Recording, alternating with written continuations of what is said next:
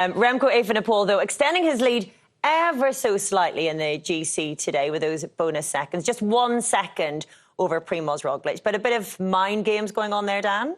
He didn't want to be beaten. Yeah. You could see him looking over his shoulder in the last few hundred metres towards the intermediate sprint, waiting for the jump from Roglic and his teammates. And it did eventually come from Koen Bouwman. Remco went immediately. He's only taken a second on Roglic, but he has taken 3 on every other general classification rider.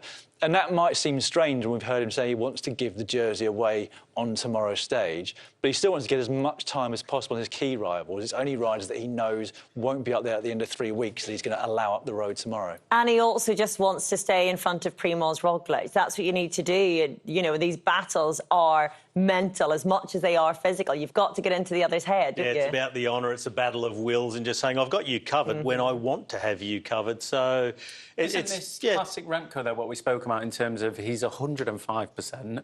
He needs to stay calm. He needs to relax and just let other riders, if they want to go for sprints, just follow and be like, yeah, I'm here, but don't worry about it. Sort of bluff him a little bit because he's gone in and gone, oh, yeah, I'm here, baby. But if Primoz Roglic is showing his intent as he did and going for those bonus seconds, he can't really afford to gift 3 seconds to Primoz Roglic when he only has 43. No, I don't think he can afford to, but in case of just following him and letting him get 1 second, I don't think it's the end of the world. Just give Primoz that little bit of confidence. It's not in his nature. It's not in his nature. He can't do it. Yeah. It's not in his nature, so that's why I don't think he's going to give this jersey away tomorrow. Let's wait and see. But, yeah, you can't change the nature of the beast, can you? Well, just before viewers on Eurosport take a quick break, there's a chance for you to be a Giro winner as well, thanks to Ekoi. For a chance to win a limited edition Warner Brothers Discovery Sports Ekoi helmet, you can scan the QR code on your screens or follow both Ekoi and Eurosport's Instagram accounts, and then you like and comment on the post and you'll be entered into the draw. Winners will be announced at the end of the Giro, so good luck with that. One man who didn't need any luck today was Michael Matthews, taking his 3rd Giro D'Italia stage in his career. Eurosport viewers, we will see you in just a moment.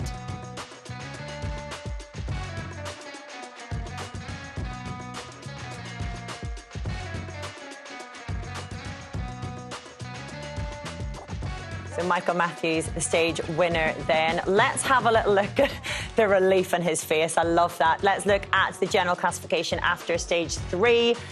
And it's a bit of a change around now. We're starting to see a filtering through of the big GC contenders. Remco still in the lead. João Almeida now in 2nd. He has lost 3 seconds.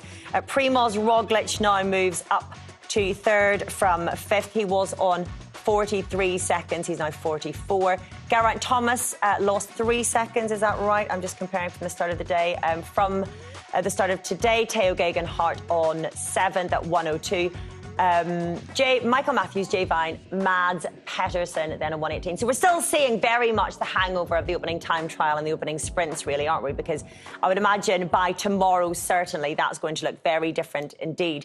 We're talking about talking points that didn't affect the overall outcome, but one of them, Sepp Kuss. I'm in awe of that boy and what he was able to try at least to do on the bike today. Go gadget arms, isn't it? I did have a teammate, David McCann, many years ago, who I used to see sometimes trying to adjust his mechanical rear derailleur as he went along in a race. Yeah, his rear derailleur had stopped working for some reason and he was... I think what he did there was take the battery out of his front derailleur, his SRAM, and put it into the back one. It must have fallen out at some point. But yeah, not something that you really want to try at home, especially on a descent like this. I think we all had our hearts in our mouths hoping that his fingers didn't go into the spokes of his rear wheel there. Presumably it's something that he trains on regularly. I mean, the level of skill that this takes, though, it looks impressive, but it is quite remarkable, isn't it? I mean, why would you do that, though, and take the risk rather than wait for the car? Well, because he's done it before, hasn't he? If he's able to change gear, he's just able to get going, doesn't need the bike change, save at least 20, 30 seconds at those speeds, well, 30 minimum, and he gets a chance to show off. I think he knows the bike camera's there, why not? I think it gave us an indication, though, that Sepp Kuss and Jumbo-Visma wanted him to be up in the GC for as long as possible, because at that point in the race, you might be able to say, well, they want him there around Roglic, but he still had a couple of other teammates there. Normally, Sepp Kuss, at that point, if something happened, would just sit up and save his energy for another day. But not only did he try and do that, he really chased quite hard to limit Except, he, whenever the team car came back, he didn't hold on for even a split second to take a bottle. There was no even half a toe to get him back in again. The team car didn't. They just gave him the bottle, he chucked his rain jacket in, and then they just literally just shot off. It wasn't a case of... They're not going to leave Roglic up there on his own, are they? No, but that's what I mean. Roglic was in a safe enough position at that time. They could have got to him quick enough, but there didn't seem any urgency to be like, come on, Sepp, come on, let's... It's more just the way I saw it. I mean, Sepp was with a group of 3 for a while, and he wasn't just sitting on the back. He was taking big pulls. And normally I wouldn't expect him to do that if he had no ambition at all on the GC, or at least to stay up there on GC for a while. Well, we have other chat for GC lieutenants to come in just a moment while we watch Remco Evenepoel take on that pink jersey once again. It's one he's getting used to.